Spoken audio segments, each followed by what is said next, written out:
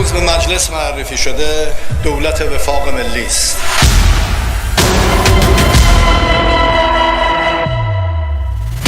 آمریکا که تو رأس این تهدید است.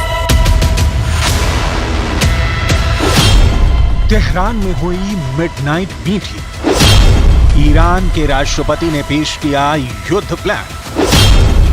10 साल जंग लड़ने का बजट तैयार। 15 लाख करोड़ से युद्ध करेगा ईरान। जंग मुहाने पर है। बंदूकें शस्त्रागार से निकल चुकी हैं। तोपें बॉर्डर पर तैनात कर दी गई हैं। बारूद बिछाया जा चुका है। सिपाहियों ने घर अलविदा की चिट्ठी लिख दी है। मतलब माहौल खौल रहा है। ईरान मांग रहा है बदला।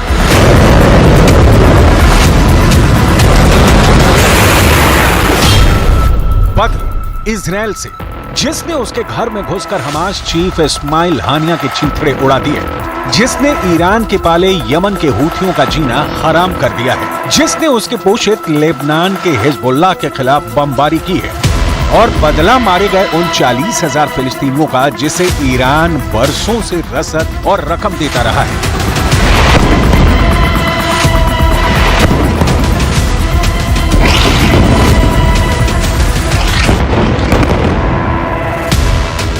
पूरी तैयारी है ईरान की।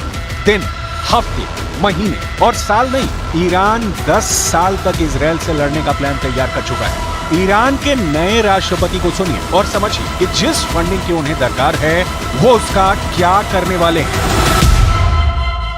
برای رشد 8% به 200 در حقیقت 22 میلیارد دلار 200 میلیارد دلار مثلا سرمایه گذاری نیاز داریم.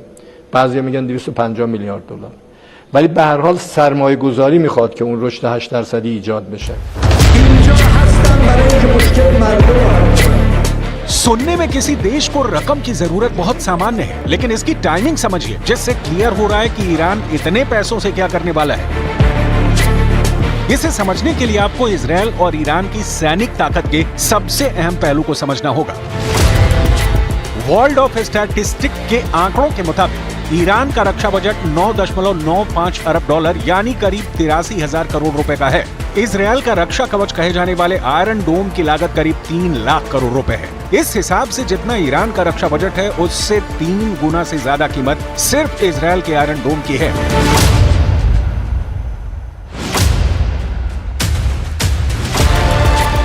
ईरान के रिवोल्यूशनरी गार्ड्स के 2 अफसरों की हत्या के बाद ईरान ने 300 से ज्यादा ड्रोन्स और मिसाइलें इजराइल पर दागी थी, लेकिन इनमें से 99% हवा में ही तबाह हो गए, क्योंकि आयरन डोम की सुरक्षा दीवार को तोड़ नहीं पाए। लिहाजा ईरान के सामने बड़ी चुनौती है कि युद्ध छिड़ा तो ईरान इजराइल को कैसे तोड़ेगा। जाहिर है इसके लिए पैसा चाहिए, और पैसा डायरेक्ट किसी से हथियार के लिए मांगा जाए तो कौन देगा। इसलिए ईरान के राष्ट्रपति ने दूसरा रास्ता अख्तियार किया है। پولایی که هست رو بخوایم سرمایه گذاری کنیم تازه 100 میلیارد میتونیم سرمایه. پس ما 100 میلیارد دلار به سرمایه گذاری خارجی نیاز داریم برای اینکه به اون 8% برسیم. این چیزی است که باید برمیگرده به ارتباطات ما با خارج و به ایرانیانی که در خارجن و اینکه چگونه میتونیم این تعامل رو با همسایگان و با کشورها داشته باشیم که اون اهدافی که به دنبالشیم محقق بشه. देश की इकोनॉमी चाहे जितनी मजबूत हो, युद्ध की सूरत में उसका असर सीधा अर्थव्यवस्था पर होता है। वर्ल्ड बैंक के मुताबिक ईरान की जीडीपी 413.5 अरब डॉलर है, जबकि इजराइल की अर्थव्यवस्था 525 अरब डॉलर से कुछ ज्यादा है। इतने बड़े आर्थिक फर्क के साथ जंग में जाना ईरान के लिए भारी पड़ सकता है। इसलिए ईरान पैसा जुटा रहा है, इतना पैसा कि जंग जब छिड़े तो उसकी इकोनॉमी औंधे मुंह गिरे नहीं, उसे सैनिकों के साजो सामान खरीदने के लिए पैसों का कोई टोटा ना पड़े। अब सवाल है कि ईरान को पैसा देगा कौन?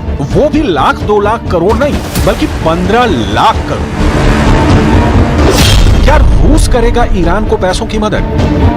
क्या तुर्की से मिलेगा ईरान को पैसा? क्या चीन से आएगा ईरान को युद्ध लड़ने के लिए डॉलर?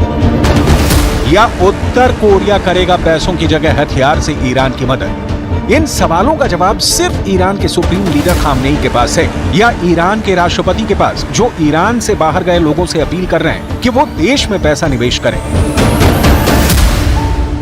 ما ایرانیانی که خارج داریم خیلی هاشون دلشون برای این مملکت میتپد. به هر دلیلی ما اونا رفتند و از ما ناراضی هم. ईरान इस वक्त कई मुश्किलों से जूझ रहा है। आर्थिक स्थिति बेहद खराब है। अंतर्राष्ट्रीय प्रतिबंधों की वजह से अर्थव्यवस्था पूरी तरह चरमरा गई है। तेल का निर्यात ईरान की अर्थव्यवस्था की जीवन रेखा है, लेकिन ट्रंप ने 2018 में ही ईरान के साथ हुई न्यूक्लियर डील से अमेरिका को बाहर कर लिया था। इस डील को तोड़ने के बाद ट्रंप ने ईरान पर कई नए तेल निर्यात और अंतर्राष्ट्रीय बैंकिंग जैसे प्रतिबंध लगाए थे। डोनाल्ड ट्रंप के कार्यकाल के दौरान ईरान करीब 3 लाख बैरल तेल बेच रहा था, जो कि उसके आवश्यक वस्तुओं के आयात के लिए काफी कम था। जो बाइडेन के पद संभालने के बाद ईरान ने अपने तेल निर्यात में लगातार वृद्धि की। ईरान इंटरनेशनल की रिपोर्ट के मुताबिक अब ईरान प्रतिदिन 1.5 मिलियन बैरल तेल का निर्यात कर रहा है, जिससे सालाना करीब $30 बिलियन की कमाई करता है। प्रतिबंधों के बावजूद ईरान चोरी से अपना तेल बेचकर जरूरतें पूरी कर रहा है। इस काम में चीन उसका साथ दे रहा है। ईरान के कुल एक्सपोर्ट की 80% हिस्सेदारी चीन में जाती है। चीन ईरान से 15 लाख बैरल तेल हर दिन खरीद रहा है। ईरान के पास अच्छी क्वालिटी का तेल है, लेकिन बैन मुसीबत बना हुआ है। ऐसे में नए राष्ट्रपति की कोशिश है कि परमाणु बम बनाने के जिन आरोपों के चलते बैन लगा है, अमेरिका से उसमें ढील मिले। चीन और रूस जैसे देश इसमें उसका साथ दें, लेकिन ये कहां तक संभव है, ये एक बड़ा सवाल है। और इस बीच ईरान अरब वर्ल्ड में जिस लीडरशिप की चाहत रखता है, वो भी खतरे में पड़ गया है। कारण है इजरायल का ईरान के खिलाफ एक्शन, जिसमें इजरायल का साथी है अमेरिका। अमेरिका ईरान की ताकत से इसलिए भी परेशान है क्योंकि उसका दोस्त इजरायल खतरे में पड़ सकता है। इस बीच ईरान ने मिसाइल शक्ति को लेकर बड़ा दावा किया है। ईरान की मिसाइल शक्ति के बारे में दावा करने वाले ईरानी सैन्य कमांडर का नाम ब्रिगेडियर जनरल अब्बास अजीमी है, जो उत्तर पश्चिम ईरान में सेना वायु रक्षा बल के कमांडर हैं, जिनका कहना है कि सतह से हवा में मार करने वाली मिसाइलें यानी सैम की रेंज के मामले में ईरान शीर्ष 6 देशों में शामिल हो गया है।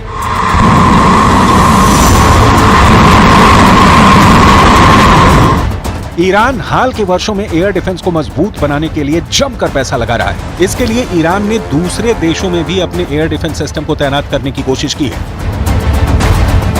ईरान ने इराक, सीरिया, लेबनान और यमन सहित दूसरे समूहों और देशों को भी मिसाइल टेक्नोलॉजी निर्यात की है। ज्यादातर ईरान समर्थित मिलिशिया समूहों की एयर डिफेंस शक्ति सीमित है, लेकिन हाल के दिनों में वो तेजी से अपनी क्षमता बढ़ा रहे हैं।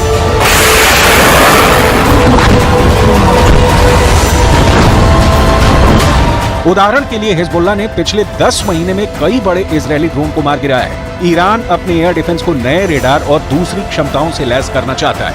कोई भी एयर डिफेंस सिस्टम सिर्फ मिसाइलों की रेंज से ही शक्तिशाली नहीं बनता है, बल्कि उसमें खतरों का पता लगाने, उसके बारे में जानकारी जुटाने और मिसाइलों का सही लक्ष्य पर हमला करने में सक्षम रेडार की बहुत बड़ी भूमिका होती है। और इन सबके लिए पैसा चाहिए। 1979 से पहले ईरान अमेरिकी हथियारों का इस्तेमाल करता था, क्योंकि ईरान के शाह अमेरिका के करीबी सहयोगी थे। उदाहरण के लिए ईरान पुराने अमेरिकी विमानों को उड़ाना आज भी जारी रखे हुए है। इससे ईरान की सेना को सोवियत और पश्चिमी दोनों तरह की तकनीक तक पहुंच बनाने में मदद मिली है, लेकिन इजरायल से मुकाबले के लिए ये तकनीक काफी नहीं है। ईरान इसीलिए अपनी ड्रोन ताकत बढ़ा रहा है। अमेरिका ये आरोप लगाता रहा है कि ईरान रूस को यूक्रेन के खिलाफ ड्रोन सप्लाई कर रहा है और बदले में रूस ईरान को एयर डिफेंस सिस्टम और मिसाइलें दे रहा है। ईरान उन देशों में शुमार है जो इजरायल के अस्तित्व को अरबों की जमीन पर अतिक्रमण मानता है। इसके लिए ईरान इजरायल के खिलाफ हिजबुल्लाह, हमास और हूथी विद्रोहियों को हर संभव मदद करता है।